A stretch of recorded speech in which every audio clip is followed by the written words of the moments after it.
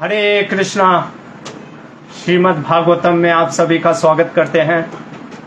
बहुत ही विशेष प्रसंग है आज। परीक्षित महाराज स्वयं प्रश्न कर रहे हैं कि देवताओं के उपासक, विशेषकर भगवान शिव के उपासक जो होते हैं वो तो धन प्राप्त करते हैं, वैभव प्राप्त करते हैं, ऐश्वर्य प्राप्त करते हैं, लेकिन कृष्ण और विष्णु के उपासक अक्सर निर्धन क्यों होते हैं? अच्छा, अक्सर ये भी भारत में लोग पूछते हैं त्रिदेव ब्रह्मा विष्णु महेश में श्रेष्ठ कौन है? आपस में लड़ते रहते हैं। तो चलिए, भागवत जो कि अमलम पुराणम है, व्यास देव ने सारे ग्रंथों को लिखने के बाद महाभारत लिखा। महाभारत के लिखने के बाद व्यास देव ने अपने उच्चतर ध्यान में सरस्वती नदी के तट के किनारे ये श्रीमद् भागवतम अमलम पुराणम लिखा है। और उसके ऊपर सुखदेव गोस्वामी एक और कथा कहेंगे कि विष्णु के भी ऊपर कृष्ण हैं। अभी देखिए, अक्सर लोग कहते हैं ये गौड़ीय वैष्णव लोग कृष्ण की बड़ी उपासक होते हैं। खास करके इस्कॉन को लोग कहते हैं अरे इस्कॉन वाले कृष्ण के। सुखदेव गोस्वामी इस्कॉन से हैं क्या? नहीं, ना तो हमने सुखदेव गोस्वामी को कोई धन दिया या सुखदेव गोस्वामी को इस्कॉन के चर्चा करते हुए नहीं है। श्रीधर स्वामी पहले टीकाकार, हजारों वर्ष पूर्व, वो भी कुछ बतलाएंगे आज। पहले भी हमने पहले प्रथम स्कंद में बतलाया है, फिर भी आज फिर से देखेंगे। और अंत में, क्योंकि ये आज दसम स्कंद के अंतिम अध्याय चल रहे हैं, अंत में जैसे स्वीट खाया जाता है, कहीं कहीं रिवाज है कि अंत में मीठा पहले खा लेते हैं, लेकिन अधिकतर जगह मीठे को बाद में खाते हैं। तो उसी तरीके से अंत में एक स्वीट सा लीला सुखदेव गोस्वामी कह करके आज के दसम स्कंद को यहीं पे समाप्त करेंगे। तो आइए अपने पूर्ववर्ती आचार्यों, विशेषकर श्रील प्रभुपाद जी की कृपा को लेकर के आज के भागवत के प्रसंग को प्रारंभ करते हैं। ओम नमो भगवते वासुदेवाय। ओम नमो भगवते वासुदेवाय। ओम नमो भगवते वासुदेवाय। ओम अज्ञानतिमिरान्धस्य ज्ञानाञ्जनशलाकया चक्षुरुन्मीलितं येन तस्मै श्रीगुरुवे नमः। नमो विष्णुपादाय कृष्णप्रेष्ठाय भूतले श्रीमते भक्तिवेदांत स्वामिनिति नामिने। नमस्ते सरस्वते देवे गौरवाणी प्रचारिणे निर्विशेष शून्यवादी पाश्चात्य देशतारिणे। जय श्री कृष्ण चैतन्य प्रभु नित्यानंद श्री अद्वैत गदाधर श्रीवासादि गौर भक्त वृंद।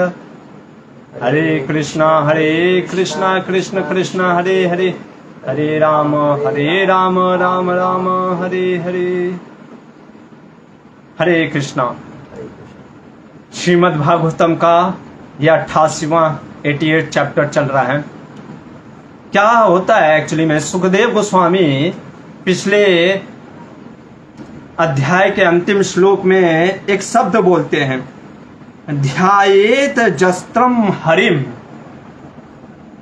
कि हरि की किसी भी प्रकार से ध्यान करना चाहिए। केन प्रकारेण हरि के ध्यान करो। तो परीक्षित महाराज को प्रश्न उठ जाता है, और परीक्षित महाराज देखते हैं कि क्योंकि उनके साथ सभाओं में कुछ लोग जो अन्य देवी देवताओं के उपासक हैं, उनको बड़ा अच्छा नहीं लगता है कि हरि की उपासना बस। और श्रुतियों ने जब हरि परम ब्रह्म को बतला दिया कि हरि ही परम ब्रह्म है, विष्णु ही परम ब्रह्म है, परम सत्य है, तो लोगों को थोड़ा सा अजीब लगा। इसलिए एक प्रश्न कर दिया परीक्षित ने। क्या प्रश्न किया? कहा कि प्रायः अधिकतर, जनरल केस, एक्सेप्शनल की बात नहीं हो रही है, प्रायः केस, कह रहे हैं कि प्रायः मैं देखता हूं सुखदेव गोस्वामी जी, जो शिव के उपासक क्या कह रहे हैं, भजन्यत्य शिवम शिवम, जो शिव के उपासक होते हैं उनके लिए शिव होता है। शिव मतलब ऑस्पिशियस, उनको धन वैभव ऐश्वर्य तो मिलता है, लेकिन ना तो लक्ष्मया पतिम हरिम, हरि के जो उपासक होते हैं उनको धन वैभव क्यों नहीं? और कह रहे हैं परीक्षित महाराज, बड़ा विचलित परिस्थिति है। शिव जी जो कि स्वयं तो कहाँ रहते हैं? शमशान में, कोई वैभव नहीं, कुछ घर नहीं है उनका, बस ऐसे ही योगी की तरह पर्वतों के बीच में, कैलाश पर्वतों में, शमशान में ऐसे राख को लगा करके रहते हैं, पर अपने भक्तों को, उपासकों को धन वैभव देते हैं। और लक्ष्मीपति भगवान नारायण, वो जिनके सामने लक्ष्मी हमेशा 24 घंटा रहती है, उनके उपासक अधिकतर प्रायः देखा जाता है निर्धन होते हैं। क्यों? ऐसा क्यों? तो चलिए सुखदेव गोस्वामी क्या उत्तर दे रहे हैं। हर बार तो हम लोग कई अलग अलग प्रश्नों के इसको उत्तर कहीं से दे देते हैं, पर सुखदेव गोस्वामी क्या कह रहे हैं हम सुखदेव गोस्वामी के मुख से ही सुनते हैं। चूड़ामणि सुखदेव गोस्वामी क्या कह रहे हैं? कह रहे हैं सुखदेव गोस्वामी सबसे पहले शिव की चर्चा कर रहे हैं, क्योंकि देवताओं में महादेव, तो सारे देवताओं को ले लीजिए।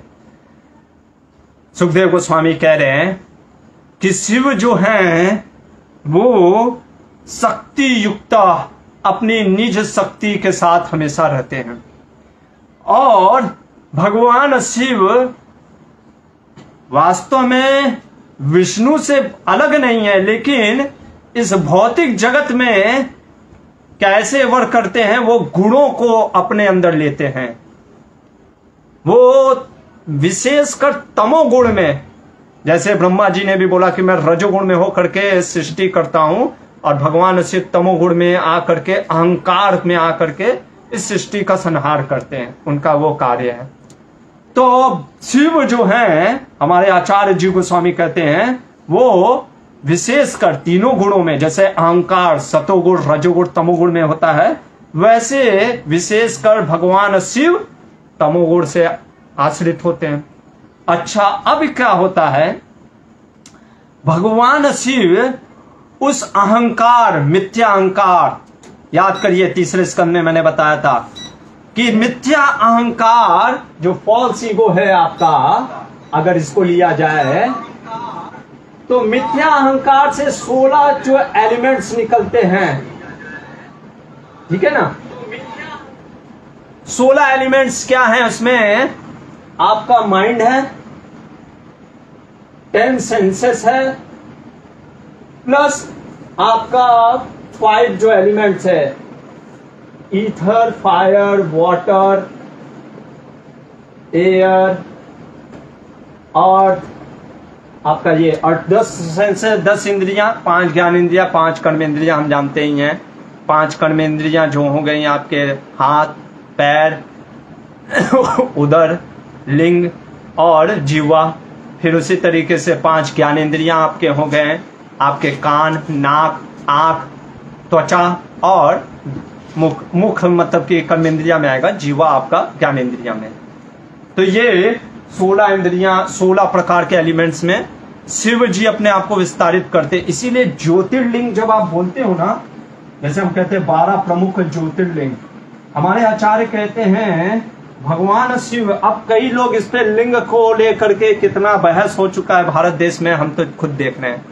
वास्तव में लिंग का मतलब वो नहीं होता है कि जो हम सोचते हैं जेनिटल्स।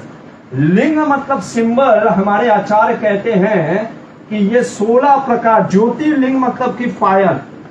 जैसे भगवान शिव से जिसको जिस चीज की, अक्सर लोग किस चीज की मांग करते हैं? अपना सुंदर पत्नी या पति के लिए, भोजन के लिए, टंग जेनिटल इस चीज के लिए मांग करते हैं। तो ये भगवान शिव जैसे ज्योतिर्लिंग अगर पकड़े, ज्योतिर्लिंग तो भी बहुत फेमस है, तो भगवान ज्योतिर्लिंग कहने का अर्थ होता है शिव जी जो कि सिंबल ऑफ फायर के रूप में वो हमारे जो भी हम उनसे प्रार्थनाएं करते हैं उनको सुनते हैं। तो ये इस प्रकार से शिव जी क्या करते हैं, गुणों में आ करके हमारे जो जीव आत्मा को जो भी उसको चाहिए रहता है, धन चाहिए, ऐश्वर्य चाहिए इत्यादि उसको देते हैं। तो ये शिव के बारे में पहले बताया सुखदेव गोस्वामी ने। अब कहते हैं हरि के बारे में सुनिए। भगवान हरि जो कि सतोगुण में इनका मुख्य कार्य होता है पालन करना। सतोगुण में व्यक्ति क्या करता है, मेंटेनेंस का। लेकिन जीव गोस्वामी सुखदेव गोस्वामी कहते हैं भगवान हरि सतोगुण में तो रहते हैं, सतोगुण का कार्य लिए हैं, लेकिन सतोगुण में नहीं है, गुणों से परे हैं। हरि कभी गुणों के अंदर नहीं आते हैं। और इस कारण से भगवान हरि अपने भक्तों को कोई भी भौतिक चीज नहीं देते हैं प्रायः। वो क्योंकि धन ऐश्वर्य ये सब देने से ये भौतिक चीजें हैं, तो जो भगवान भौतिक में है ही नहीं, भौतिकता में वो भौतिक चीज देते ही नहीं है। वो क्या देते हैं, सुखदेव गोस्वामी कहते हैं कि तम भजन अनिर्गुणो भवेता। वो अपना भगवत धाम देते हैं, वैकुंठ धाम देते हैं। वो ये भौतिक चीजों को देना पसंद नहीं करते हैं, क्योंकि भगवान कहते हैं मैं खुद ही भौतिक में नहीं लिप्त हूं, क्यों अपने भक्तों को लिप्त करूं। अच्छा, इसका क्या दृष्टांत है, सुखदेव गोस्वामी कहते हैं कौन बतलाया है। कहते हैं कि सुनो परीक्षित, तुम्हारे दादा युधिष्ठिर महाराज अश्वमेध यज्ञ जब हो गया, उसके बाद तुम्हारे दादा ने भी यही प्रश्न पूछा था कृष्ण से। अब भगवान कृष्ण जो कि यदुवंशियों में अवतरित हुए, भगवान ये प्रश्न जब पूछा ना तो भगवान को अच्छा नहीं लगा। क्यों? क्योंकि भगवान इसमें अपना ग्लोरिफिकेशन अब निकलेगा ना। भगवान कैसे, और भगवान नहीं चाहते थे अपना ग्लोरीफाई करना, लेकिन कहे कि अगर नहीं बताऊंगा तो फिर लोगों को पता कैसे चलेगा। अभी जैसे सिंपल सा है, मान लीजिए कोई भक्त है यहाँ पे बैठे हैं हमारे साथ, अभी इनसे मैं पूछूं कि आपने कहाँ से पढ़ाई की है, तो ये बोलेंगे मैं IIT से पढ़ाई किया हूँ। अभी कोई कहे कितना अहंकारी हो गया, हाँ IIT से पढ़ लिया है, तो अरे तो आपने पूछ ही रहे हो तो वो सच ही बताएगा ना। अभी वो क्या बोलेगा कि नहीं नहीं नहीं, नहीं मैं गधैया गोल हूँ, नहीं ना, जो है वो सच बोलेगा। तो अब इसको लोग कहते हैं अरे भगवान देखो कितना अहंकारी है, कह रहे हैं कि मैं भगवान हूँ। अरे भगवान है इसलिए भगवान बता रहे हैं। प्रधानमंत्री जी से आप पूछोगे आप कौन है, तो कहेंगे प्रधानमंत्री। अरे अहंकारी क्यों हो रहे प्रधानमंत्री हो तो, अरे तो प्रधानमंत्री है तो प्रधानमंत्री ही बोलेगा ना, नौकर थोड़ी ना बोलेगा। तो इसलिए अभी कृष्ण से पूछा यही चीज, तो बहुत ही फेमस श्लोक जो कि हमारे श्रील प्रभुपाद जी भी कई बार इसको उद्धृत करते हैं। कहते हैं भगवान युधिष्ठिर को सबसे पहला श्लोक यही बोलते हैं, कहते हैं श्री भगवान वाचा यस्याहम अनुग्रहानामि हरिष्ये तद्धनम सने तद्धनम त्यजन्तस्य स्वजना दुख दुखितम। अब इस श्लोक को सुनकर के बहुत से लोग घबरा जाते हैं। क्या भगवान बोल रहे हैं? कह रहे हैं हे युधिष्ठिर, मैं जिस पे अपनी बहुत विशेष कृपा करता हूं ना, सबसे पहले उसका धन छीन लेता हूं, और धन छीन गया तो मित्र चले गए, सगे संबंधी भी चले गए, क्योंकि सब पैसे को पूछते हैं। तो उससे और दुख हो गया, सब चले गए। पॉकेट में पैसा नहीं तो कौन पूछेगा, कोई नहीं पूछेगा। तो भगवान कह रहे हैं मैं उसके ऊपर विशेष कृपा करता हूं। तो कोई प्रश्न, अब हमारे आचार्य इस पे बहुत सुंदर टीका देते हैं, विश्वनाथ चक्रवर्ती ठाकुर। भगवान ऐसा क्यों करते हैं? ऐसा भक्तों को विशेष कृपा करने के लिए ऐसा क्यों करते हैं? तो देखिए, आचार्य कहते हैं जैसे एक बच्चा होता है, अभी वो कहे मुझे नहीं स्कूल जाना, पढ़ना नहीं है, उसके मम्मी पापा कहते हैं नहीं जाओ पढ़ाई लिखाई करो, जाओ स्कूल जाओ। तो उसको लगता है अरे कितने मेरे माता पिता कष्ट पहुंचा रहे हैं, जबकि उसके भला के लिए है। उसी प्रकार से ये भगवान की कृपा है। और कई बार भगवान कष्ट इसलिए देते हैं क्योंकि भगवान अगर कष्ट नहीं देंगे भक्तों को तो फिर अवतरित कैसे होंगे रामकृष्ण? अगर दुष्टों लोग साधुओं के ऊपर अत्याचार नहीं करेंगे तो भगवान अवतरित कैसे होंगे? तो कोई कह सकता है तो भगवान को अवतरित इसीलिए होना पड़ता है क्योंकि भक्तों को कष्ट चाहिए। अरे बिना कष्ट दिए क्या भगवान अवतरित नहीं हो सकते? क्या इतना बाध्य है क्या भगवान? तब हमारे आचार्य कहते हैं अरे ये प्रश्न ही मूर्ख है, जिसको रस की क्वालिटी का पता नहीं ना वही ये प्रश्न करता है। अभी कहते हैं हमारे आचार्य, दिन में दीपक दिखाओगे तो पता चलेगा उसका महत्व, रात के अंधेरे में एक छोटा सा दीपक जलाओ तो कितना रोशनी देता है। भूख लगी है तो खिचड़ी भी अच्छा लगता है, और भूख नहीं लगी है तो सामने पिज्जा भी रखा हो तो कहते हैं अरे यार इसमें पनीर नहीं है, तो और क्या कहेंगे कि अरे सॉस ज्यादा डालिए। उसी तरीके से जब दुख आता है ना, जब उस समय दुख में आ करके भगवान हरि का चरण जब व्यक्ति लेता है, तब उसका जो वो दिल से रो करके हे गोविंद रक्षा करो मेरी, तब भगवान का जो आश्रय लेता है और फिर जो वो दुख तो चला ही जाएगा। क्योंकि हाँ ये भी अब बोलते हमारे आचार्य, कर्मियों के दुख और भक्तों के दुख को बराबरी नहीं करना चाहिए। कैसे? जैसे मां मारती है और दुश्मन मारता है, दोनों में अंतर है। मां मारेगी फिर प्यार भी करेगी और थोड़ा ही देर के लिए मारेगी, दुश्मन मारेगा कहेगा अभी थक गया बाद में फिर मारूंगा, वो थकेगा नहीं, ये अंतर है। वैसे ही कर्म का मार और भगवान के मार में अंतर है। कैसे हम पता कर सकते हैं? भगवान की जब हमको मार पड़े तो समझो अगर हमारी भक्ति बढ़ रही है बल्कि, तो समझ लेना कि ये भगवान की मार है। जैसे माँ मारती है तो माँ के प्रति पहले दुख होता है लेकिन उसके बाद माँ प्यार भी करती है। तो इसलिए हमारे आचार्य कहते हैं कि भगवान की बड़ी विशेष कृपा, और उसके बाद सबसे बड़ी कृपा होती है। भगवान इसलिए ये कृपा करते ना, भगवान कहते हैं आगे युधिष्ठिर, जब उसके सभी संबंधी छोड़ के चले जाते हैं, जब वो अकेला पड़ जाता है, आता है कभी मंदिर में आ गया अकेला रो रहा है तो भक्त दिख जाते हैं, कहते क्यों रो रहे हो? तो बोलता है कि सब कुछ चला गया, तो उसको गीता देते हैं या कुछ हरिनाम की महिमा बतलाते हैं, हरिनाम करता है, भगवत गीता के क्लास में आता है, भागवत को सुनता है, भक्तों का मित्र बन जाता है, भक्ति स्टार्ट हो जाता है।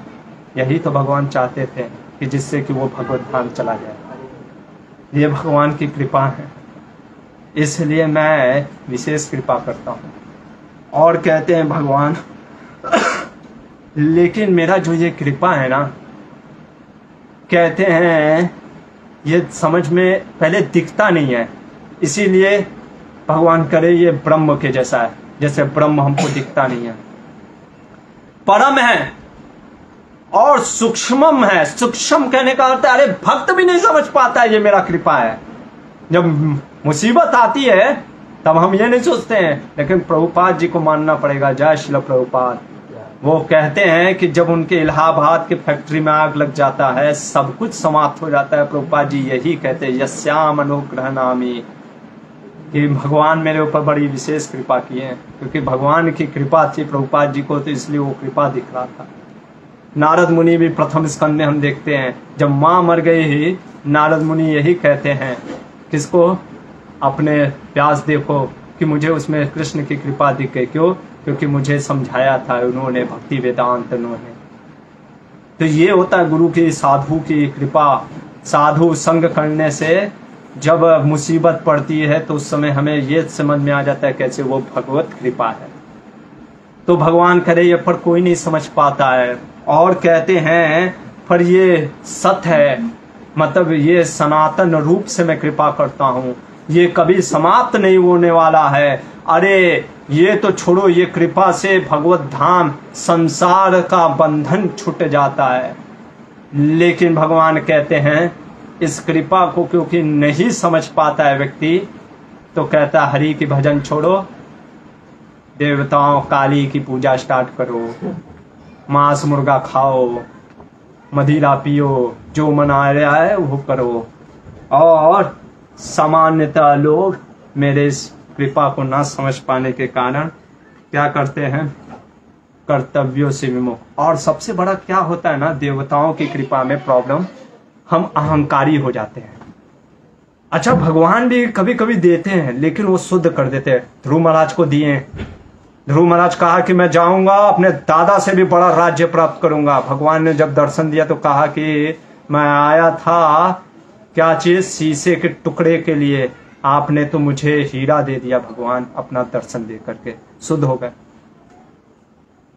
पर क्या देवताओं का उपासक ऐसे होता है, घमंडी हो जाता है, अरे हम ही हम है बाकी पानी कम है, ये बोलने लग जाता है, अधर्म करने लग जाता है, दया भाव सब समाप्त हो जाता है। और कहते हैं सुखदेव गोस्वामी, उसी के लिए मैं तुमको वृत्तांत सुनाता हूं। अभी हम केदारनाथ होकर के आए, वहीं की कहानी है। क्या है कहानी, पिछले कल्प, मतलब कि भगवान के जन्म से पहले की बात है, कृष्ण के जन्म से प्रकट होने से पहले की बात है। एक असुर था, कहते हैं कि मैंने ये पुराणों में सुना है, इतिहास पुराणों में, पुराणों के वक्ता भी कहते हैं। एक असुर था जिसका नाम था वृकासुर। अभी वृकासुर एक दिन नारद मुनि से मिला।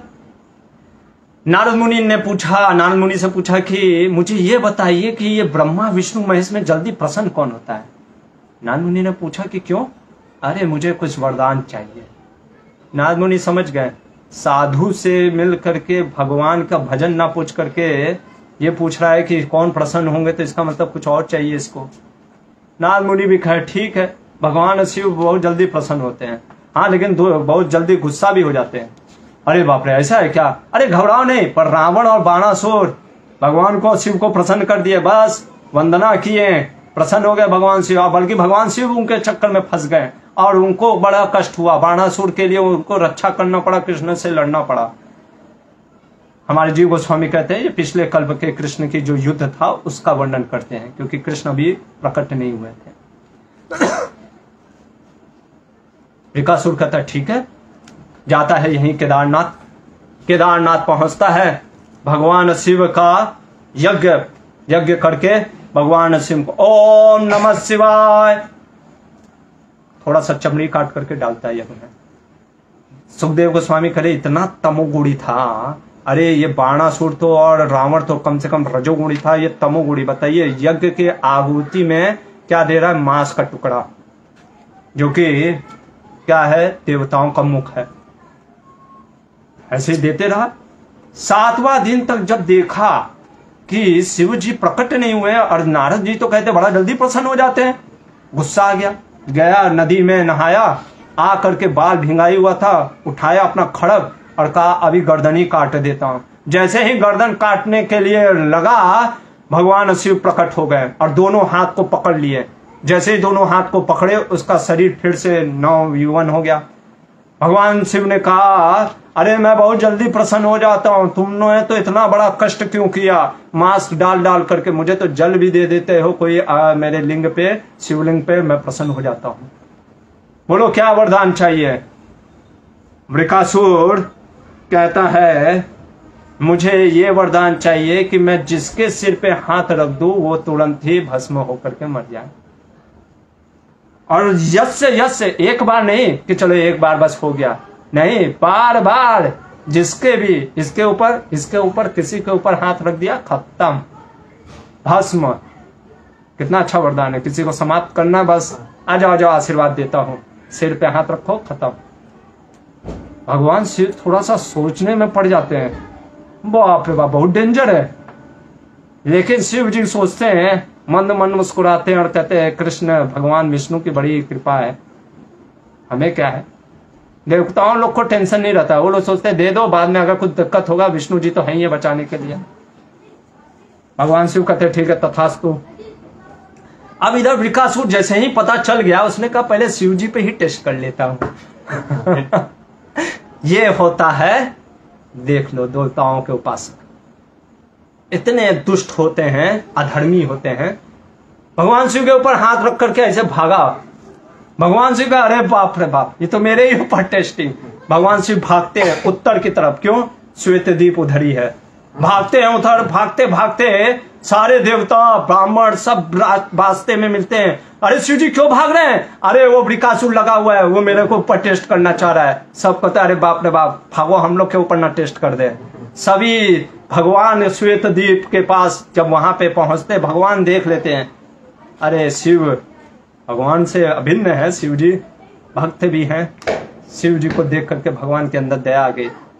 तुरंत अपनी योग माया शक्ति से ब्रह्मचारी बन करके गले में माला धारण करते हुए और जैसे ब्रह्मचारी का वेश, मृग चर्म पहने हुए, हाथ में कमंडलू लिए हुए, भगवान वृकासुर को कहते अरे रुको रुको रुको, इतना क्यों थके हुए हो? अभी दुष्टों को, दानवों को, असुरों को अपने शरीर से बड़ा प्रिय होता है। तो भगवान ने कहा इतना थको नहीं, कहाँ जा रहे हो, भाग रहे हो, आराम करो। मुझसे कुछ अगर तुमको सहायता चाहिए तो बताओ, मैं क्या कर सकता हूं। वृकासुर ने कहा कि मुझे शिव जी ने वरदान दिया कि मैं जिसके हाथ सर पे हाथ रखूंगा वो भस्म हो जाएगा। भगवान ने कहा अरे उस शिव की बात सुन लिए, वो भूत पिशाच वाला जो देवता भूत पिशाचों के साथ रहता है, वो तुम उसकी बात मान लिए? बड़ा बेवकूफ हो यार। अरे उनके बात पे क्यों विश्वास करने लग गए? अगर इतना ही तुमको विश्वास है उनकी बात पे, जरा एक बार टेस्ट करके देख लो, अपने सर पे हाथ रख करके देख लो। अगर तुम भस्म नहीं हुए तो समझ लेना कि वो दुष्ट है, और फिर उसको मारना, वध करना, हम भी चलेंगे तुम्हारे साथ वध करने। ये बात मोहित हो गया, कहा हाँ ये तो बात सही है। और वृकासुर भगवान के बात के अनुसार अपना हाथ सिर पे रखता है, और जैसे ही सिर पे हाथ रखता है भस्म हो जाता है। भगवान शिव कहते हैं धन्य हो प्रभु। सारे देवी देवता भगवान का अभिनंदन करने लगते हैं। भगवान शिव को देख करके भगवान कहते हैं, प्रेम से डांटते हैं, आप बड़े आशुतोष हैं, जो मन आता है वो उठा करके आशीर्वाद दे देते हैं। अरे थोड़ा सा सोचिए भी तो। और सुखदेव गोस्वामी कहते हैं यही अंतर होता है भगवान विष्णु और देवताओं में। जैसे मान लीजिए आपको खांसी है, जैसे हमें भी खांसी है। मान लीजिए हम कह के छोटा बच्चा खांस रहा है और आइसक्रीम को देखता है, मम्मी पापा से कहेगा आइसक्रीम दो आइसक्रीम दो। मम्मी पापा कहेंगे नहीं बेटा खांसी है और तुम्हारा तबीयत खराब हो जाएगा। बगल वाले चाचा कहते हैं अरे कोई बात नहीं, लाओ मैं खिलाता हूँ, और एक चॉकलेट वाला कॉर्न लेकर के ला करके दे देते हैं। अब फिर सोचते हो मम्मी पापा से अच्छे मेरे कौन है, चाचा जी। लेकिन माता पिता ये सोच रहे थे आपके भलाई के लिए। तो इसलिए जो भगवान होते हैं हरि, वो आपके लिए ही सोचते हैं। यहाँ पे सुखदेव गोस्वामी ये वर्णन करके एक और लीला बोल देते हैं कि देखो तीनों में, अभी तो शिव जी तक ही मैं आपको बताया, अभी और सुनो। भगवान कहते हैं, सुखदेव गोस्वामी कहते हैं, सरस्वती नदी के तट के किनारे एक बार सभी ऋषि मुनि एकत्रित हो गए। किस लिए एकत्रित हो गए? आपस में यज्ञ कर रहे होते हैं। यज्ञ के दौरान बीच बीच में जैसे कभी कभी नहीं होता है, हम लोग खेलते रहते हैं, कुछ टॉपिक निकल जाता है, बात आर्गुमेंट स्टार्ट हो जाता है, तो आपस में स्टार्ट हो गया ये परम ब्रह्म कौन है। तो कोई कहता है भगवान कृष्ण मतलब विष्णु, कोई कहता है शिव, कोई कहता है ब्रह्मा जी। सभी ने कहा देखो इसका टेस्टिंग होगा। कहा ठीक है। तो कौन टेस्टिंग करेगा? भृगु को चुना गया। भगवान गीता में भी कहते हैं कि जो मुनियों में ऋषियों में मैं भृगु हूं। तो भृगु ब्रह्मा जी के पुत्र भी थे, ब्राह्मण भी हैं और शिव के भाई भी हैं, तो तीनों क्वालिफिकेशन है। भृगु जी कहते ठीक है, सबसे पहले जाते हैं सत्यलोक ब्रह्मलोक, ब्रह्मा जी के पास पहुंचते हैं। ब्रह्मा जी के पास पहुंच करके भृगु मुनि आ करके खड़े हो जाते हैं। अभी देखिए ये मॉडर्न में हमको समझ में नहीं आएगा कि पिता के सामने खड़ा हो गया तो क्या प्रॉब्लम है, पर ये बात चल रही है वैदिक काल की, और वो भी सत्यलोक में जहां बहुत सम्मान देते हैं पिता को। ब्रह्मा जी ने कहा ना तो दंडवत किया, ना प्रणाम किया, ना पिताश्री हे पिता माँ कुछ बोला नहीं, आ करके बस खड़ा हो गया सर पे तांडव की तरह। मन में गुस्सा आ रहा होता है ब्रह्मा जी को, लेकिन वो सोचते हैं जैसे आग से ही पानी आता है और पानी आग को बुझा देती है। ब्रह्मा जी सोचते ये मेरा ही पुत्र अंश से भस्म कर दिया तो लोग कहेंगे देखो पिता ही पुत्र को मार दिया, इसलिए शांत हो जाते हैं। भृगु मुनि पर देख लेते हैं। अभी आप जब से गुस्सा आता है ना तो आप पहचान लोगे, नाक ऐसे फूल जाता है, आंख ऐसे हो जाता है, अगर आप कभी देखे हो किसी को गुस्सा में। तो हो गया, भृगु मुनि ने कहा बस चल दिया, बिना बोले चल दिया। ये हो गया टेस्टिंग कि आप तो बस प्रणाम नहीं किए तो गुस्सा आ गए। उधर शिव जी के कैलाशपति के पास पहुंचते हैं कैलाश लोग। जब पहुंचे तब ये भगवान शिव देखते हैं भृगु आ रहा है, मेरा भाई बहुत दिन के बाद मिल रहा है।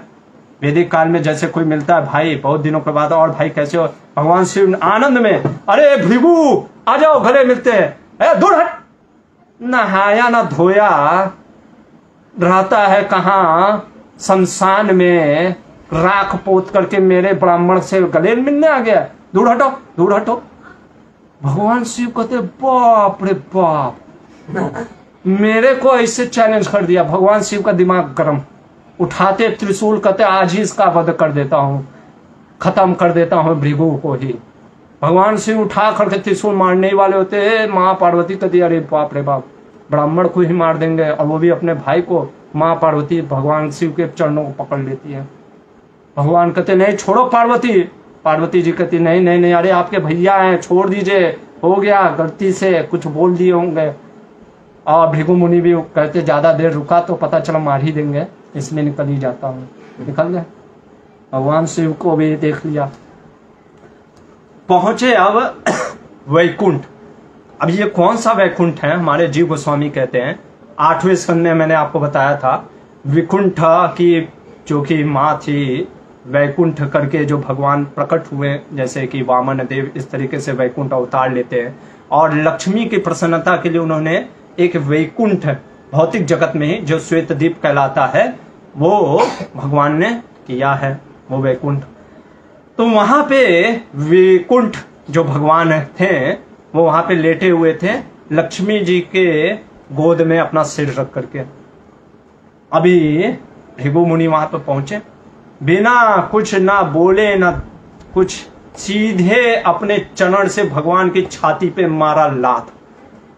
ये लात पड़ते ही भगवान को एकदम ऐसे आश्चर्य हो गए, उठ खड़े हुए हैं। लक्ष्मी जी भी उठ खड़ी हुई और भगवान ने कहा कि आपके चरण कहाँ हैं हे ब्राह्मण देव, पहले आप बैठिए। भगवान कहते, मान लीजिए भृगु मुनि कहे मैं नहीं बैठूंगा, एक तो सम्मान नहीं किए देख करके। भगवान कहते माफ करिएगा मैंने आपको ध्यान नहीं दिया, लाइए मैं आपके पैरों को धो देता हूं। तो भृगु मुनि कह सकते हैं अरे मैंने आपको छाती पे लात मारा है। भगवान कहते अरे आज ये छाती धन्य हो गई, क्योंकि वैकुंठ जो थे अभी जो भगवान, उनके छाती पे अभी तक माँ लक्ष्मी शिवस का चिन्ह नहीं था। कह रहे हैं आपके ब्राह्मणों के चरणों से जो जल होता है उसको छिड़क करके लोग पवित्र हो जाते हैं। अरे गंगा पवित्र हो जाती है, आप जैसे साधुओं के चरण मेरे छाती पे पड़ गए, आज लक्ष्मी भी अब इसमें निवास करेगी। ये देख करके भृगु मुनि, उनका जो कंठ था वो रुद्ध हो गया, कहे मान गया प्रभु आपकी महानता को, प्रेम को। अभी कल कोई कह सकता है कि यानी हम भी अगर सह ले तो हम भी क्या भगवान हो गए? नहीं, क्या बोलते हैं, इसीलिए सुखदेव गोस्वामी बहुत सुंदर चीज बोलते हैं, कहते हैं सुखदेव गोस्वामी कहते हैं भगवान के संपर्क से व्यक्ति शांत हो जाता है। भृगु मुनि शांत हो गए ना, निर्भयता आ जाता है। भगवान शिव के यहाँ निर्भयता नहीं था उनको, उन्होंने तो बस आलिंगन नहीं किया, यहाँ पे तो लात तक मार दिया, फिर भी भगवान विष्णु से उनको निर्भयता मिली। और कहते हैं ज्ञान सहित वैराग्य और निस्वार्थ भाव और दया की भाव उत्पन्न हो जाती है भगवान के संपर्क से। ये है भगवान विष्णु की महानता। ये देख करके वापस आते सरस्वती नदी के तट पे और सारी वर्णन बतलाते हैं सारे ऋषि मुनियों को कि ऐसा ऐसा मैं गया था, ऐसा ऐसा हुआ। सारे ऋषि मुनि एक सभी ने एक शब्द में बोला परम ब्रह्म विष्णु, और सभी विष्णु का ध्यान करते हुए भगवान के धाम को प्राप्त किया। ये है विष्णु भगवान की महानता। अब हमारे जीव गोस्वामी इसमें क्या बोलते हैं, इसका कहने का अर्थ नहीं है कि हमें देवताओं का निरादर करना है, सम्मान करना है, लेकिन हमको ये भी समझना है कि परम सत्य परम ब्रह्म भगवान कृष्ण विष्णु है। अच्छा, शिव जी का क्या स्तर है? शिव जी भी कृष्ण विष्णु से अभिन्न है, लेकिन वो अलग नहीं है। अगर कोई ये सोचता है कि कृष्ण का नाम विष्णु का नाम से इंडिपेंडेंट है शिव का नाम, वो पाषंडी हो जाता है, क्योंकि ये भी निर्भर है। और सबसे बड़ा चीज ये है, इस भौतिक जगत में शिव जी जो हैं वो क्या है, वो गुणों से अंदर में है, क्योंकि उनको अपने भक्तों को ये भौतिक गुण देने हैं। और भगवान भौतिक से परे हैं, इसलिए वो वैकुंठ धाम देते हैं। यहाँ पे तो विष्णु की महानता बतला करके रहा नहीं गया सुखदेव गोस्वामी से। देखिए, सुखदेव गोस्वामी इस्कॉन के डिवोटी नहीं है, सुखदेव गोस्वामी स्वयं बोल रहे हैं। और जीव गोस्वामी और श्रीधर स्वामी कहते हैं यहाँ पे कृष्ण भी कैसे विष्णु से महान है, ये सुनिए कथा। अभी तक तो सिर्फ फिलॉसफी बताया, आज कथा देख लीजिए क्या होता है। ये बात उस समय की है जब महाभारत में 13 वर्ष बीत जाता है पांडवों के, और पांडव जब द्वारिका नगरी आए होते हैं, अर्जुन विशेषकर, तो सुखदेव गोस्वामी वर्णन कर रहे, एक ब्राह्मण थे द्वारिका के नगरवासी, उनका एक पुत्र जन्म लेते ही मर गया। अपनी पत्नी के साथ नवजात शिशु के मृत शरीर को लेकर के उग्रसेन के दरबार में गए और रख दिया और कहा इसके जिम्मेदार आप हैं, राजा उग्रसेन को। सोचिए उस समय कितना निर्भयता था, राजा को डायरेक्ट कोई चैलेंज कर रहा है। आज कोई कर सकता है, कोई बोल सकता है चीफ मिनिस्टर प्राइम मिनिस्टर को आप जिम्मेदार हैं, पकड़ के पुलिस डाल देगी अंदर। निर्भयता राजा उग्रसेन से बोला कि ये जिम्मेदार है। क्यों? क्योंकि शास्त्र कहता है जिसका, देखिए लीडर बनना बड़ा अच्छा लगता है सबको कि ओ हम तो जैसे, या माता पिता या कोई भी बॉस बनने का सबको मजा आता है, लीडर टाइप का। लेकिन शास्त्र कहता है अगर सबॉर्डिनेट का कुछ भी घटना दुर्घटना होता है उसके लिए लीडर जिम्मेदार है। पर आज तो ब्लेम कर देता है लीडर सबॉर्डिनेट के ऊपर। अगर कोई क्या चीज था, सोचिए पुत्र पिता के समक्ष अगर मर रहा है तो यानी राजा कोई दोष है। ब्राह्मण कहता है मेरे अंदर दोष नहीं है, मैंने कोई गलत कार्य नहीं किया, यानी आपका अंदर कोई पाप है। ऐसा बोल करके सभी बैठे रहते हैं। दूसरा तीसरा पुत्र भी होता है, ऐसे 9वां पुत्र जब मर जाता है तब भरी सभा में बोलता है धिक्कार है ऐसे राजाओं के ऊपर जो मेरे ब्राह्मण के पुत्र को नहीं बचा पा रहे। अर्जुन भी उस समय वहां पे बैठा होता है। अर्जुन कहता है सही में धिक्कार है क्षत्रियों को कि एक ब्राह्मण की रक्षा नहीं कर रहे। जो ब्राह्मण साधु संत का रक्षा नहीं करते, उनकी इज्जत नहीं करते, वो समाज नष्ट हो जाता है। कहता है मैं आपके पुत्र की रक्षा करूंगा। ब्राह्मण कहता मुझे विश्वास ही नहीं है। अरे साक्षात नारायण बैठे हैं, बलराम जी बैठे हैं, प्रद्युम्न संकर्षण और अनिरुद्ध जो कि सभी भगवान के अवतार हैं, अरे ये साक्षात बैठे, फिर भी ये जब विधाता का खेल ऐसा है कि ये मेरे पुत्र को नहीं ला पाए, तुम क्या ला पाएगा। अर्जुन मिताओं में आ जाते, कहते हैं मुझे नहीं पता कौन कृष्ण है कौन बलराम, मैं अर्जुन हूं, कांडीधारी अर्जुन। और सुनो, मैंने भगवान शिव को, क्योंकि वो शिव का भक्त था, इसलिए मैंने भगवान शिव को टक्कर दे करके उनसे पाशुपात अस्त्र लिया है। मैं तुम्हारे बालक की रक्षा करूंगा। ये कांडीवधारी अर्जुन का वचन है। और अगर अर्जुन नहीं कर पाया तो अग्नि में मैं आहुति दे दूंगा। भगवान ने कहा है तरीके, जब देखो तब अग्नि में आहुति देने का। जैसे जयद्रथ में भी भगवान को टेंशन हो जाता है, इसीलिए भक्तों को तुरंत ऐसे कोई वचन नहीं लेने चाहिए।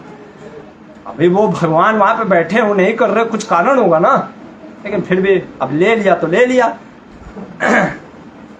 तो 9वां जब पुत्र होना आरंभ होता है तो ये ब्राह्मण कहता है अर्जुन मेरी पत्नी को आज पुत्र होने वाला है। अर्जुन कहते चलो, वो उसके घर जाते हैं, भगवान शिव को याद करते पशुपात अस्त्र को, और सारे ब्रह्मास्त्र पशुपात अस्त्र से उसके घर के ऊपर एक घेरा बना देते तीरों का, कि कोई जा ही नहीं सकता, कोई मतलब कि उसको तोड़ ही नहीं सकता कोई देवी देवता। इंतजार करने लगते हैं, शिशु का जन्म होता है, थोड़ा सा रोता है और फिर अचानक से गायब। ब्राह्मण का दिमाग खराब, कृष्ण के सामने ही बोलता अरे ये गांडीवधारी अर्जुन का गांडीव धिक्कार है। बहुत डींगे हाँक रहा था, मैं मूर्खता तो मेरी है कि मैंने इसके डींगे पे सुन लिया, धिक्कार है।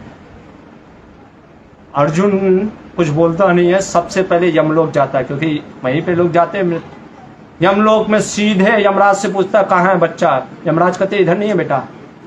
सीधे फिर अग्निदेव, वायुदेव, वरुण देव, सब जगह चला जाता है, बस भगवान शिव के नगरी नहीं जाते, क्योंकि उनको पता है कि जब भगवान शिव को याद करके मैंने ये बाण चलाया, भगवान शिव ऐसा कार्य नहीं करेंगे।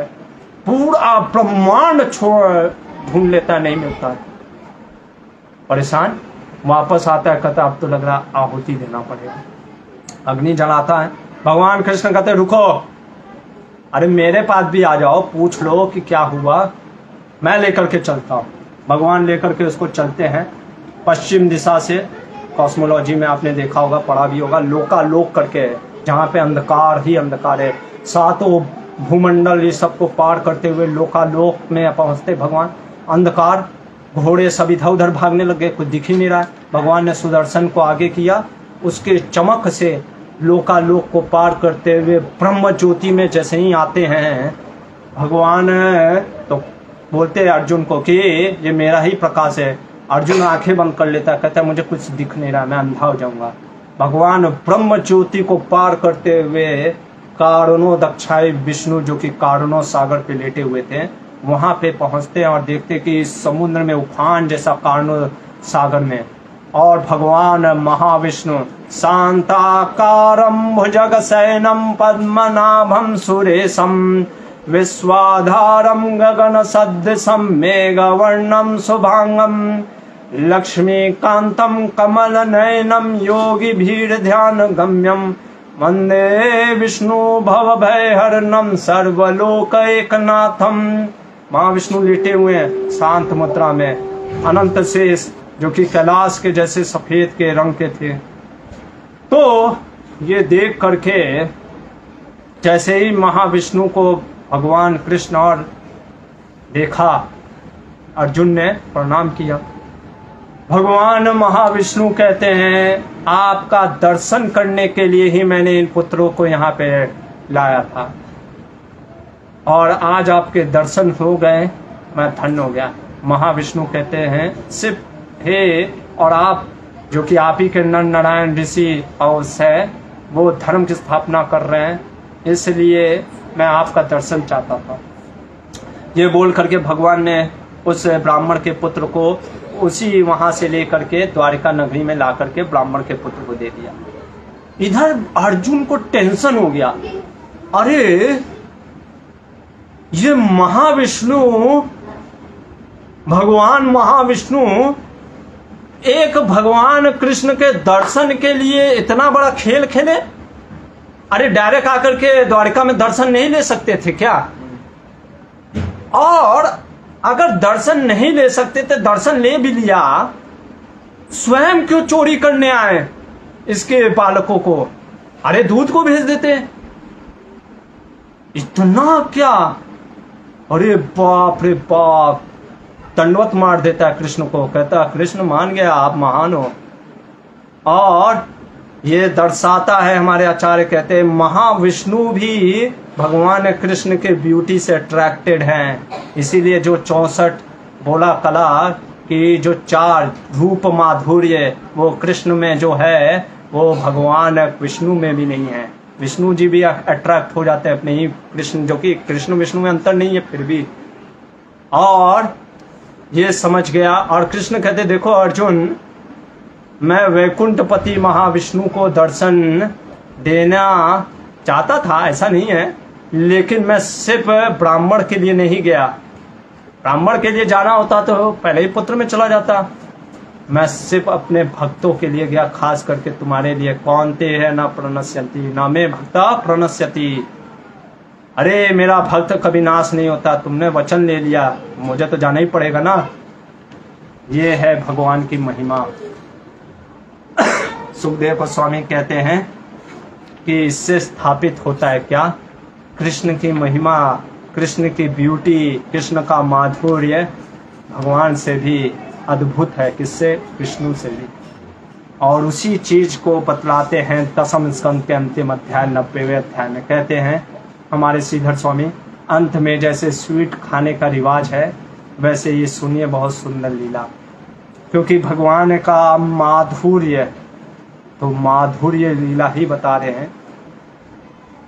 भगवान द्वारिका नगरी में जो कि 16,000 अपनी पत्नियों के साथ निवास करते हैं, ऐसे भगवान क्या करते हैं, एक दिन क्या कई दिनों, लेकिन एक दिन के बारे में चर्चा कर रहे हैं।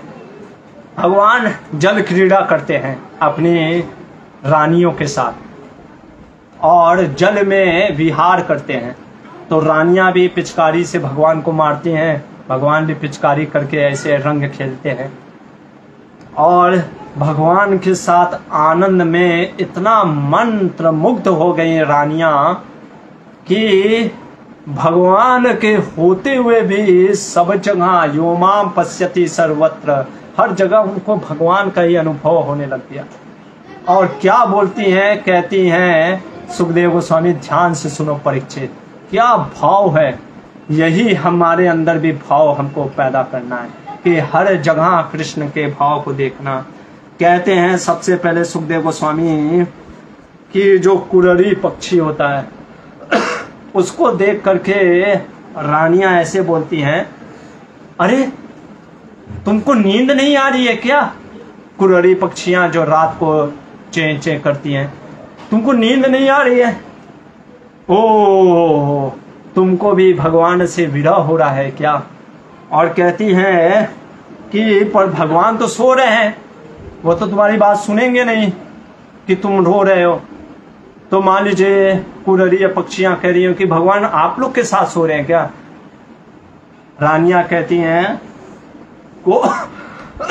गुप्त बुद्धा, हमें भी नहीं पता कहां सो रहे हैं। और उनके जैसे, हमारे जैसे तुम भी उनसे आकर्षित हो गए ना, उनके नैनों से, चितवनों से, नहीं होना चाहिए था।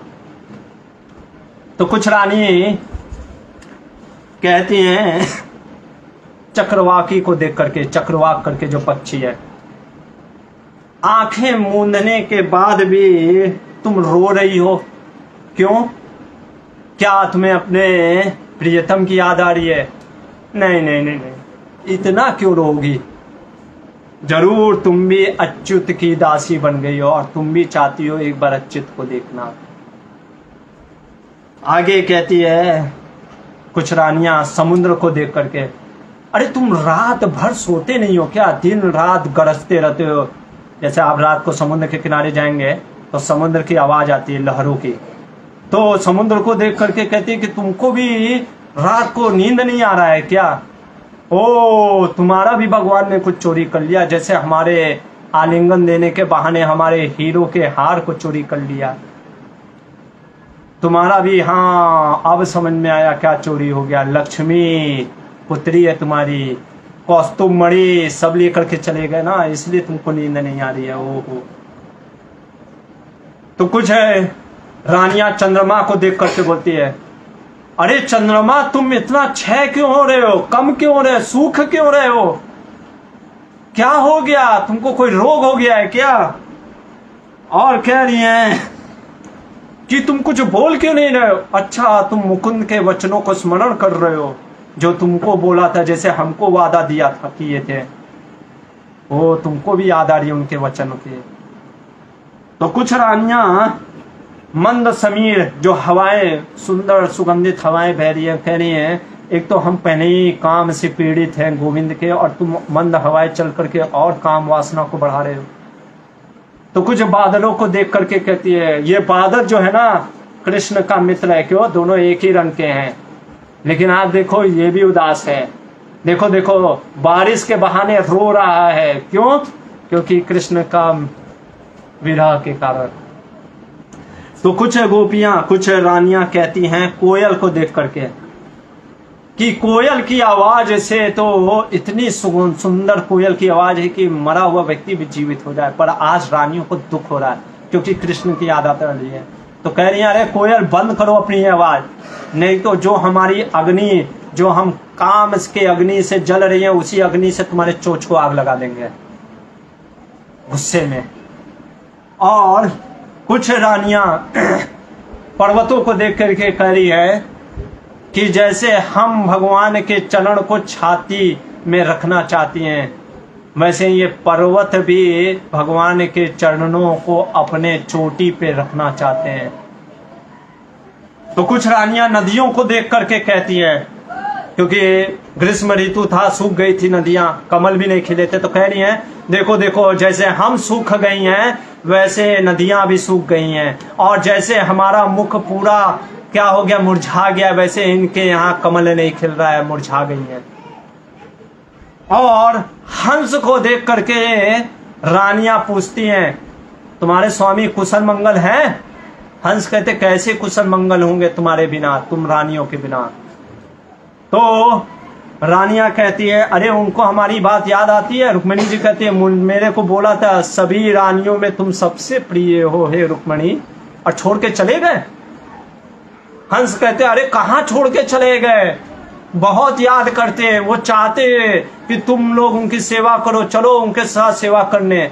रानियां कहती, हम क्यों जाए, उनको बोलो आने के लिए, और उनको इतना ही अगर हमारा संग से विरह में काम से उत्पीड़न हो रहा है तो वो हमारे पास आए, हम उनके पास क्यों जाए। और कहती हैं कि उनको जाकर के बोलो कि अगर उनको आना है तो हमारे पास आए। हंस कहता, ठीक है मैं जाकर के उनको बोलता हूं। रानियां कहती, और सुनो जाकर के कहना लक्ष्मी के साथ ना आए। हंस कहते, अरे लक्ष्मी तो एकमात्र उनकी अर्धांगिनी है, और उनके बिना वो किसी को आश्रय नहीं लेती है। तो रानियां कहती है, तो हम क्या किसी और मर्द का आश्रय लिए हैं क्या? तो इस प्रकार से रानियां डांटती हैं। ये माधुर्य जो प्रेम है रानियों का भगवान के लिए। सुखदेव गोस्वामी कहते हैं, क्या कहते हैं, बहुत सुंदर चीज कह रहे हैं, श्रुता मात्रा पीयम त्रिणानाम प्रसह आकर्षते च मना उरुगाय उरुगीतो वा पश्यन्ति नाम च किम पुनः।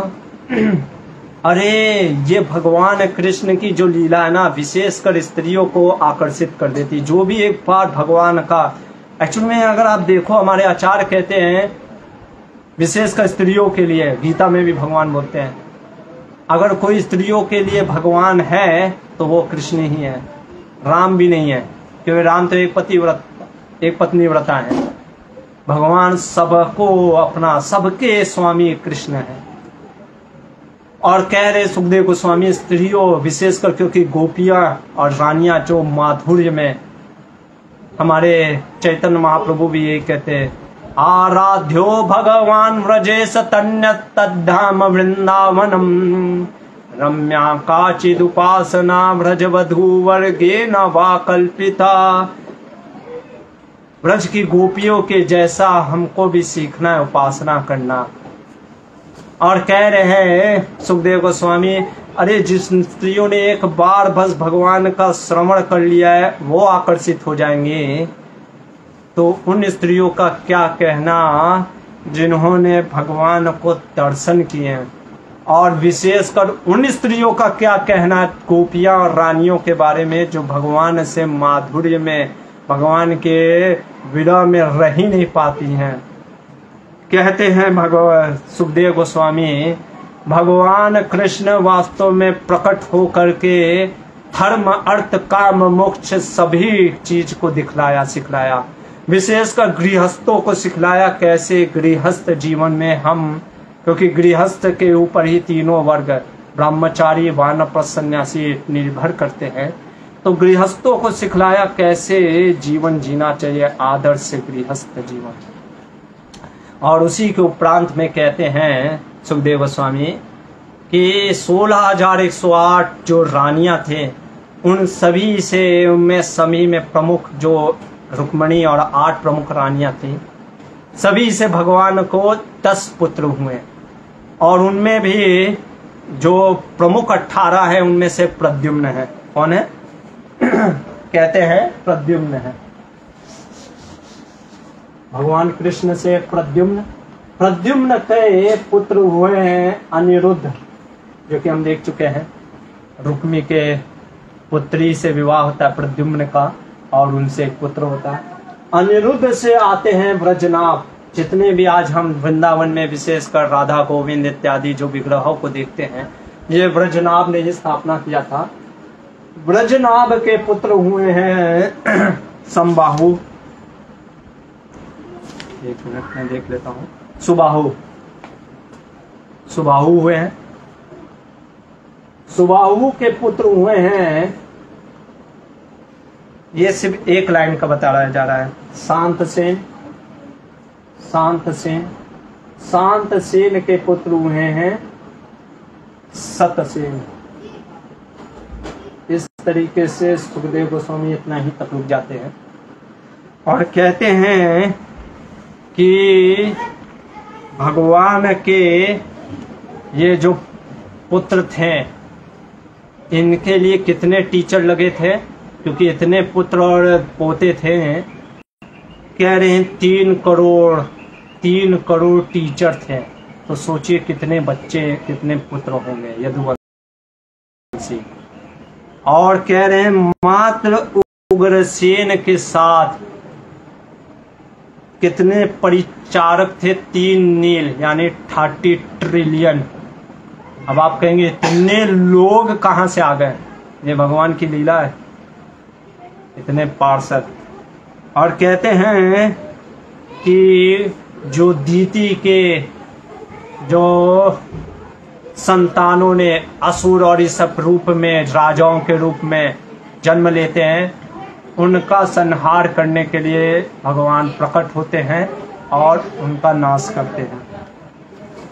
और अंत में भगवान क्या कह रहे हैं, सुखदेव गोस्वामी कह रहे हैं, जब भगवान प्रकट हुए ना इस धरातल पे, जिस भगवान के चरणों से गंगा बहती है वो गंगा की महिमा भी कम हो गई थी। क्यों?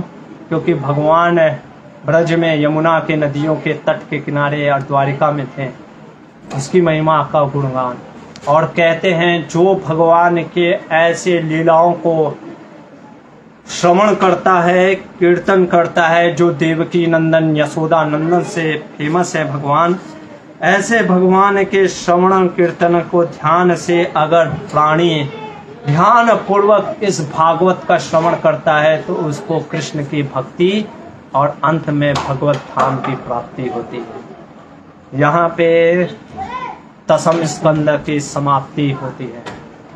ये 10वां स्कंद जो कि भगवान का मुख है, ये विशेष 10वां स्कंद जिसमें विशेषकर कृष्ण की लीलाओं का वर्णन था।